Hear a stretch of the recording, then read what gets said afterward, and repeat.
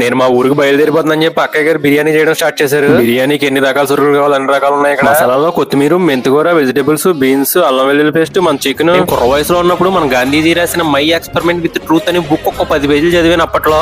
దాన్ని బట్టి నాకేం అర్థమైందంటే ఆయన కుర్ర వయసులో ఉన్నప్పుడు చాలా పిరుగ్గా ఉండేవాడంట. చాలా అంటే చాలా అంత భయస్తుడు, అంత ధైర్యంగా ఎలా మారాడంటే ఆయన చదివిన పుస్తకాలు, చుట్టూ ఉన్న పరిస్థితులే మెయిన్ కారణం అని చెప్పి రాశారు. గురువు గారు భగత్ సింగ్ ని బ్రిటిష్ వాళ్ళు చంపేశారు. అప్పటికి ఆయన వయసు 23 సంవత్సరాలు. అంటే ఎంత దమ్మున్న నాయకుడు, ఎంత ధైర్యవంతుడు చూడండి. మరి వయసులో గట్టిగా ఎవడన్నా ఎక్కడైతే ప్యాంట్ తడిపేసుకునేవాడు, నేను అంత పిరిగిన ఉడుకులో ఉండేవాడిని. స్వామి వివేకానంద కొటేషన్ ఉన్న చిన్న పుస్తకం ఉండింది నా దగ్గర. ఎప్పుడు నాకు భయం వేసినప్పుడు బుక్ చదువుతూ ఉండేవాడిని.